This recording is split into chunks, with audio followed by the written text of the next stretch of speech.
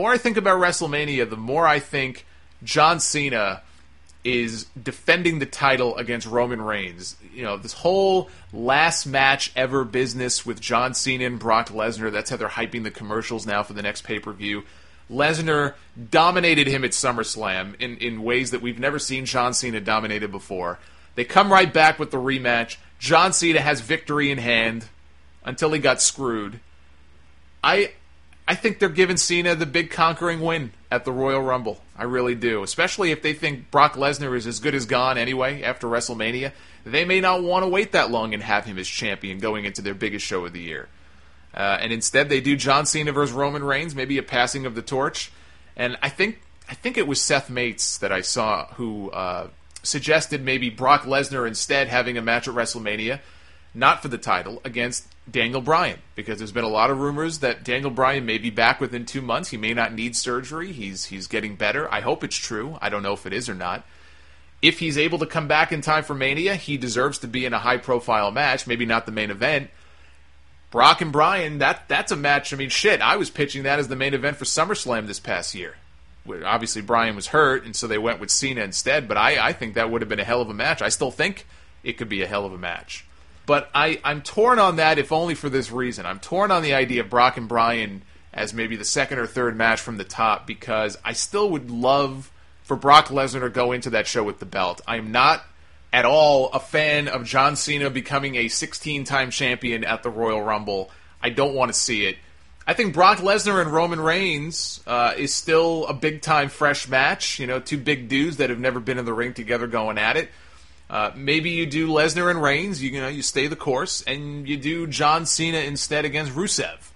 You know, because where there are odds to be overcome, we know that John Cena will be there. And with Rusev, somebody will have to overcome this guy at some point, and I think we all know who it probably is going to be. It's inevitable. But I would say, think about this.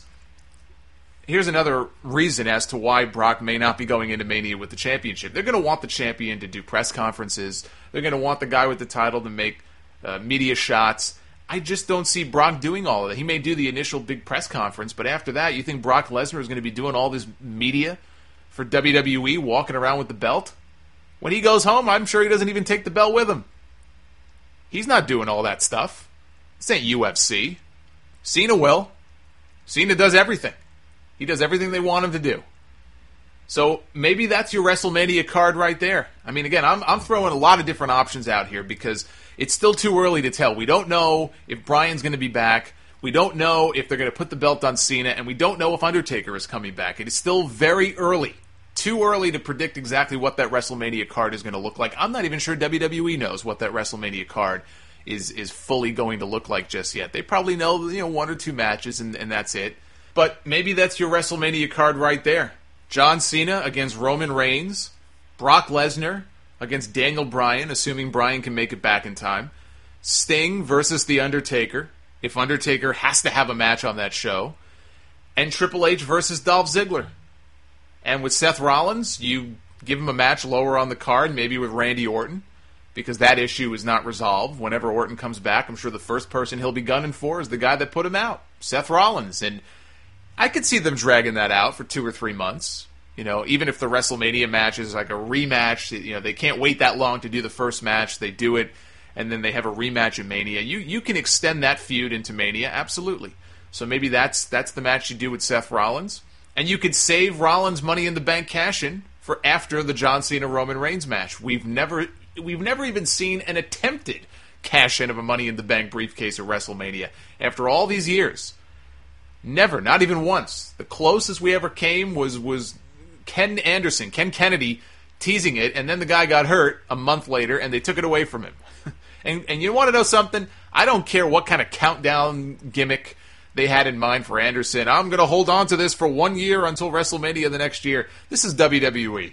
Okay, they don't think that far ahead. Unless your name is John Cena or The Rock, and they lock your match in a year early, believe me, that plan would have changed a million times. There was no way Kennedy was waiting until Mania the following year to cash in.